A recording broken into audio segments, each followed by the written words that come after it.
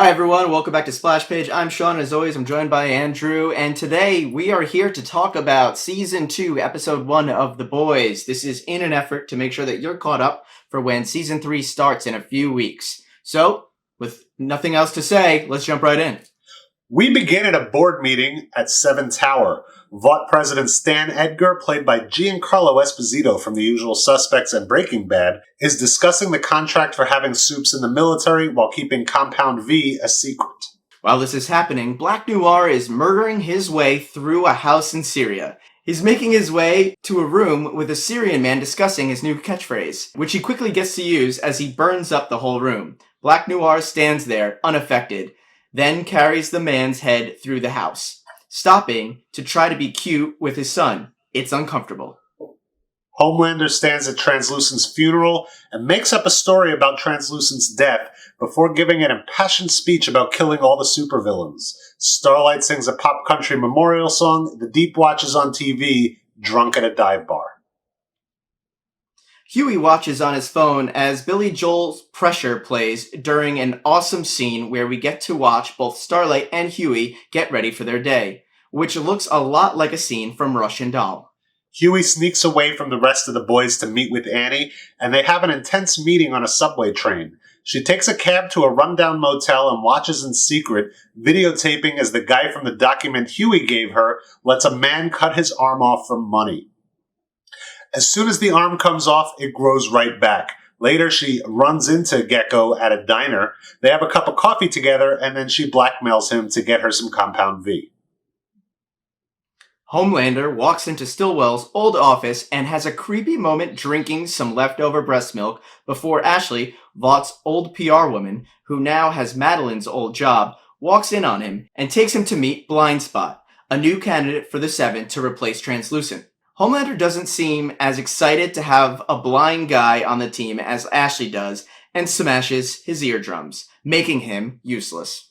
Homelander and Ashley watch a focus group, and Homelander gets them to use the word supervillain instead of super terrorist.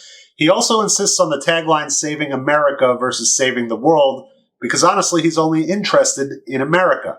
Americans are the ones putting soups in the military. Homelander might be a complete nut job, but he knows what he's doing. Homelander and Maeve shoot a promo video with the Marines to show support for the soups in the army. Meanwhile, a woman claiming to be a new member of the Seven, Stormfront, is shooting a live video on social media, letting everyone know it's all fake. Homelander comes to see Vought President Stan Edgar to find out why he didn't hear about Stormfront before she was hired.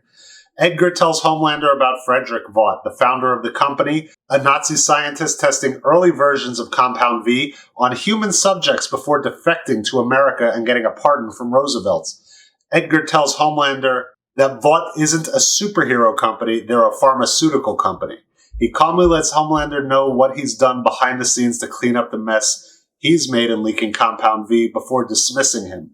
Homelander is furious, but this is the one time there's nothing he can do about it. Instead of taking it out on Stan Edgar, he flies to Rebecca's house, remember? Butcher's wife with Homelander's son, and decides he wants to have a relationship with his child.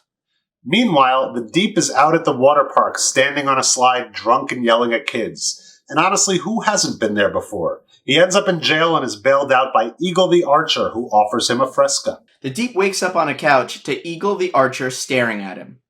On the other side of the room is a woman, Carol. She offers him a Fresca, and they try to discuss the Deep's drinking and self-esteem issues, and talking him into joining the religion, the Church of the Collective, with the promise of getting him back into the Seven. Butcher has been missing this whole time, and the boys find out that they've all been photographed and connected with Butcher. Hughie tries to be a leader, but it's not working. Cut to the boys getting out of a van in the middle of the night. A boat's been overturned. Kamiko searches the boat and finds an origami crane. Back at the hideout, they watch a surveillance video. The guys Frenchie had running guns and drugs were apparently also running human cargo. Superhuman cargo. At the hideout, Kamiko shows Frenchie the origami crane she found and tries to tell him what it means, but she can't get her point across. Frenchie tells Mother's Milk and Hughie He can't figure out who paid off his guys to smuggle in the super terrorists. Hughie wants to go to the CIA. Frenchie wants to call Butcher. Hughie counters by saying they should call Annie, which doesn't make Mother's Milk happy.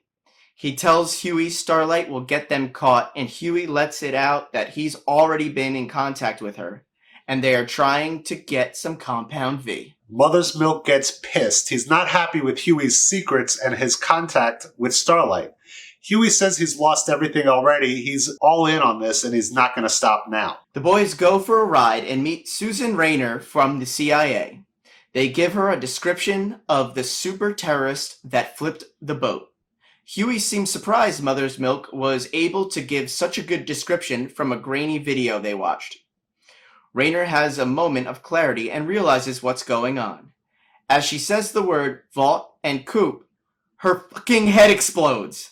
The boys jump into the van and take off. In the hideout, the boys are clearing Rayner's blood out of their hair. They've all calmed down a little. Mother's Milk knows what happened. Someone was watching her specifically, waiting for her to say the wrong thing. He thinks somebody from Vought just assassinated the deputy director of the CIA. Starlight calls Hughie from a burner phone to let him know she's getting the Compound V in a couple of days. She's very excited about this, but Hughie just lived through a super assassination and isn't exactly as excited as he was when they last talked. Just then, a body comes rolling down the stairs, followed by someone we haven't seen in a while. Frenchie made a phone call. Butcher's back. That was episode 1. For episode 2, click over here. We are giving away 2 toys. The first is a Vax toy, and the second is a Percy toy. And we will be giving them away once we hit 2,500 subscribers.